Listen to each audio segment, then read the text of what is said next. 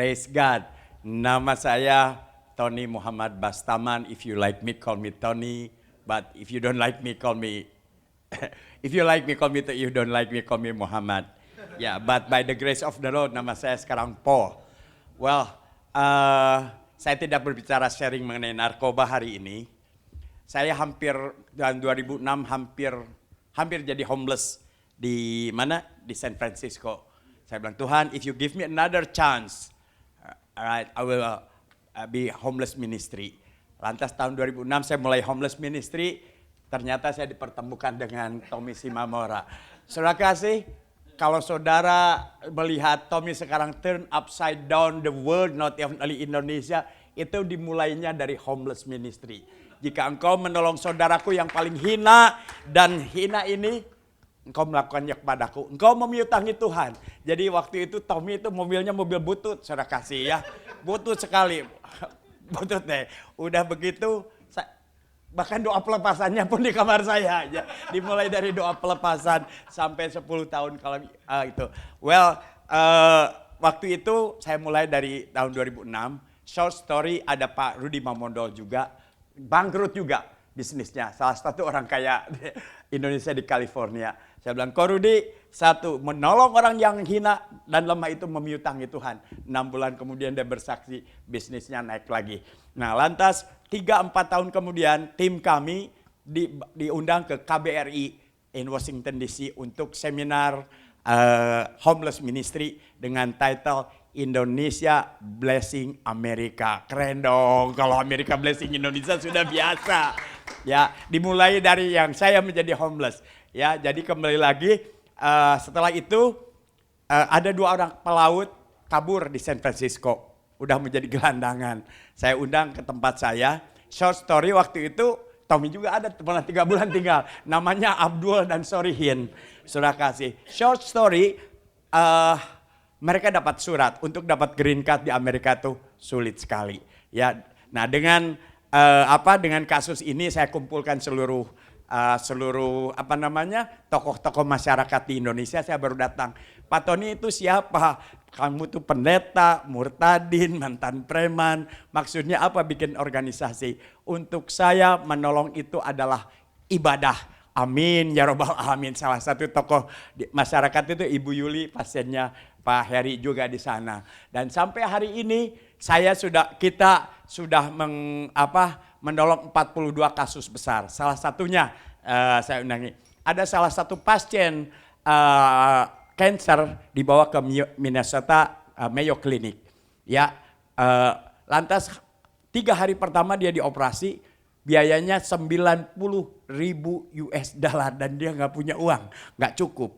Ya, akhirnya diusir dari rumah sakitnya karena waktunya untuk pulang seminggu lagi, takut dia mati di jalan, akhirnya ditarik lagi. Wah, pendeta-pendeta kan berdoa, ya pendeta semuanya juga berdoa. Akhirnya saya dikirim ke sana untuk menghibur. Ya, untuk menghibur. Di perjalanan saya sudah dikasih penglihatan, ada bapak tua yang akan menolong dia. Pendek cerita, $90,000 itu di wave, hanya $2. Tapi bill baru setiap harinya itu $12,000. Stres mereka akhirnya waktu ada 3 orang datang, dokternya tanya, Feby katanya, ada 2 treatment, satu $500,000, satu $1 juta. Kamu mau yang mana? Nah sekarang bill harian aja udah stres gitu ya. Sekarang ditanya lagi, Om, kata dia panggil saya, Om saya harus bilang apa? Doa dulu, waktu doa, bilang tuh sama dokternya, this is my life and death, of course saya mau yang terbaik. Itu si bapak tua itu sampai itu, kami mau menolong kamu tapi ini $1 juta hari-hari aja nggak bisa. Dia tunjuk saya, kamu siapa?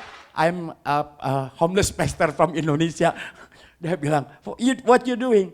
Saya punya Bapa di sorga, Elohim Adonai Yahweh namanya. Dan saya punya 2 lutut dan saya akan berdoa, pasti Tuhan bikin solusi. Mereka udah stres, saya harus pulang. Jadi waktu saya pulang itu saya pelukin bapaknya. Udah deh, semua orang bakalan mati anyway. At least kalian mati juga, masuk surga juga. Ayo bertobat. Bertobatlah semuanya. Waktu saya touchdown di San Francisco, saya dapat teks, Pastor Tony, Tuhan Yesus baik katanya. Saya mulai treatment dan treatmentnya selama 3 bulan. 3 bulan. Selama, ya kalau dihitung berapa tuh. What I'm trying to say, saudara kekasih ya. Saya nggak punya uang seperti bapak-bapak dan ibu-ibu. Tapi ada 42 kasus yang bisa kita make yourself available. Tuhan akan kita. Kalau saya punya uang pun, anggap saya, kalau saya seorang konglomerat, apakah saya mau ngasih uang 20 M kepada orang yang saya nggak kenal? Enggak, tapi saya punya 2 lutut. Dan hari ini saya unofficially, saya ini hotline-nya konjen di SF dan saya baru pindah. Nah, sebagai penutup sudah kasih Indonesia dalam gelap, bahkan dunia dalam gelap.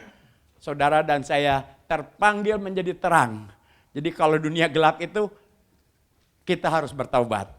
Seharusnya kita itu menjadi terang dunia, tetapi kita kurang berfungsi sehingga dunia gelap.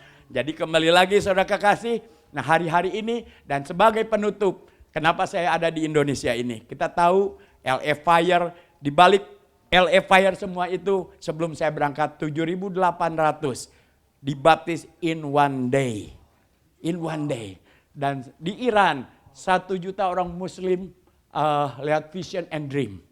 1 juta, 50 ribu masjid tutup. Dan wave-nya itu akan mengalir ke sini, ke Indonesia. Kalau puluhan juta datang ke sini, tugas saudara dan saya kan mereka harus dibaptis. Nah ini jadi kembali lagi saudara kasih, ada great revival yang luar biasa. Jadi kembali lagi, mari makanya saya datang ke Indonesia itu membangkitkan, ayo, there's a great revival.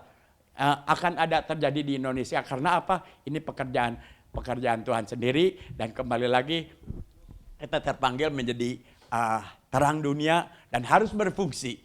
Harus berfungsi karena kenapa dunia gelap? Seharusnya saudara dan saya menjadi terang tapi kurang berfungsi. Ayo teman-teman, mari kita bertobat, kita bangkit dan menjadi terang dan mereka akan datang ke dalam terangnya yang ajaib. Tadi ada pesan sedikit dari Pak Agus.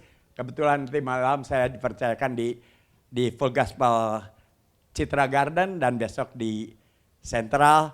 And saya mau dengar My Beloved My Son, Tommy Simamora. Kalau saudara akan melihat bagaimana Tuhan pakai, the secret is dimulai dari homeless ministry.